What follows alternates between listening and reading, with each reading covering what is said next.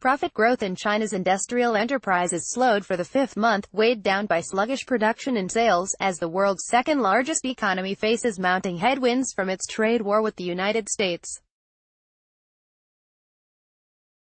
China's industrial profits rose 4.1% in September from a year ago to 545.5 billion yuan, $78.6 billion, slower than the 9.2% increase in August, according to the National Statistics Bureau's data, released on Saturday.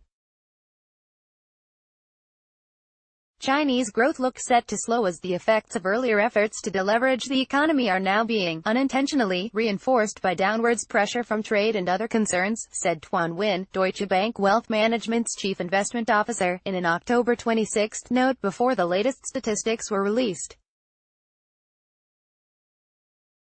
The big questions here relate to the likely resilience of Chinese domestic consumption and the complicated policy cocktail that China will use in response. Profit for the first 9 months increased by 14.7% from a year ago to 4.97 trillion yuan, driven by earnings of companies producing steel, building materials, oil and petrochemicals, according to the Statistics Bureau.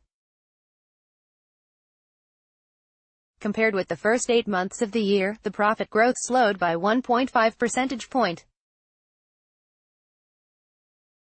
Earnings in September were weighed down by slower production and sales, stagnation in prices, and a higher statistical base a year earlier, He Ping of the Statistics Bureau said in a statement.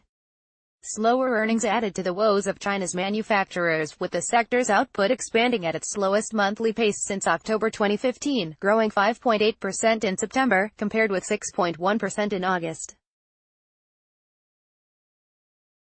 China's economy, which expanded in the third quarter at its slowest pace in a decade, is likely to slow further in the coming months, as the ongoing trade war with the U.S. takes its toll, according to Moody's Analytics. Tariffs on exports to the U.S. have not yet had a material impact on China's real economy, but indicators of manufacturing sentiment along with growing anecdotes of some supply chains avoiding assembly in China, particularly at the final stage, suggest that the impact will rise heading into 2019, Moody's analyst Stephen Cochrane, Katrina L. and Vasna Kong wrote on October 2. That underscores the policy initiatives and administrative measures announced by the Chinese government in recent days to kick the stalling economy into higher gear. Last week, the central bank and financial regulators urged banks to cut some slack for private enterprises and medium-sized companies, giving them the breathing room to survive the trade war and a stock market rout. Is Chinese capitalism in crisis, as stock market rout drives private companies into the state's arms? The People's Bank of China said it would provide 10 billion yuan in initial funding to support private firms' bond issuance, while the Ministry of Finance State Administration of Taxation have also announced income tax cuts to help boost private consumption.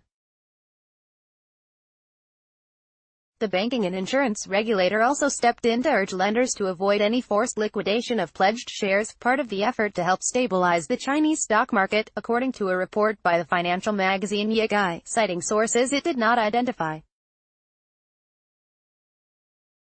As much as 4.5 trillion yuan, $648 billion, of loans had been extended in China using corporate equities as collateral.